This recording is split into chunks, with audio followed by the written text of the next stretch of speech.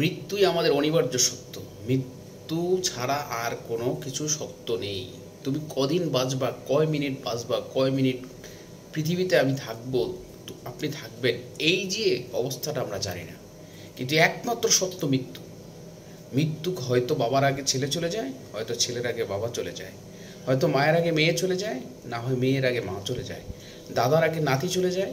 এইভাবেই কখন যে ডাক এসে যাবে কেউ কখনোই কল্পনা করতে পারবে না। অর্থাৎ মৃত্যুরই হচ্ছে একমাত্র অনিবার্য সত্য, এর উপরে আর কোনো সত্য নেই। আপনি আপনি কী করবেন, কোথা যাবেন, কোথা খাবেন, এটা কর্মের উপর নির্ভরশীল। আপনি যদি ভালো সৎকর্ম করবেন, সৎভাবে থাকবেন, সৎ জীবনযাপন করবেন, এতে আপনার জীবনটা সুন্দরভাবে অতিবাহিত হবে। কিন্তু যদি আপনি অসৎভাবে থাকেন, অসৎভাবে চলাফেরা করেন, তাহলে অসৎ চিন্তাধারায় আপনার মনটা বিকশিত হবে। আপনি ভালো কাজ করতে গেলে আপনি দ্বিধাসংকোচ বোধ করবেন। আসুন কবরের পাশে একটাবার দাঁড়িয়ে কবরকে নিয়ে ভাবুন এবং মৃত্যুর কথা স্মরণ করুন, এবং ওই কবর এবং মৃত্যুই আপনাকে সঠিক রাস্তা দেখাবে, কোন পথে আসলে আপনি ভালো থাকতে পারবেন, হালাল রুজি করতে পারবেন। আসুন না, পৃথিবীতে কোটি কোটি টাকা, হাজার হাজার লক্ষ লক্ষ কোটি কোটি টাকা আছে, থাকলেও আপনার মনটা শান্তি পাবে না যতক্ষণ না পর্যন্ত আপনি মৃত্যুর কথা স্মরণ করবেন, যতক্ষণ না পর্যন্ত আপনি কবরের পাশে গিয়ে বুঝবেন যে আপনিও একদিন এই কবরের বাসিন্দা হবেন, এটা বুঝতে পারবেন, ততক্ষণ পর্যন্ত আপনার মন থেকে আপনি হালাল খাবারের চিন্তা আসবে না।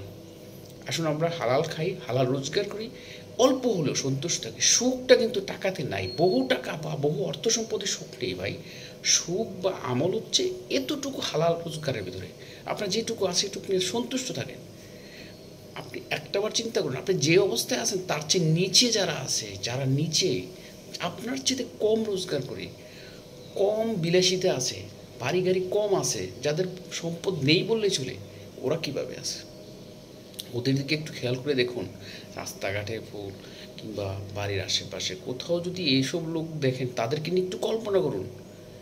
তারপর একটা কল্পনা করুন, আপনার চেয়ে যারা বড় ছিল, যারা কোটি কোটি টাকার সম্পদ ছিল, যারা সকাল বিকাল মানুষকে তাবড়াইতো, মানে শোষণ করতো, এমনভাবে চলতো যেন মাটিতে তাদের পাস হয় না, তারা আজ কবরে কী অবস্থায় আছে একটাবার চিন্তা করে দেখুন।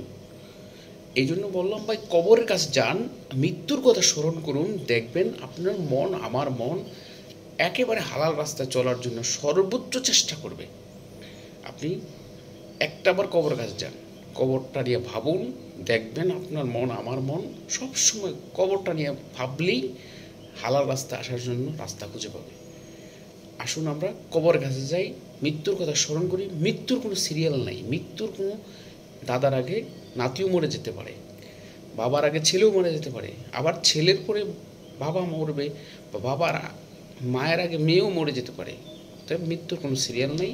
আসুন কবরের কাছে যাই, কবরের সাথে একটু নিজের মৃত্যুর কথা স্মরণ করি, হালাল পথে রোজগার করি।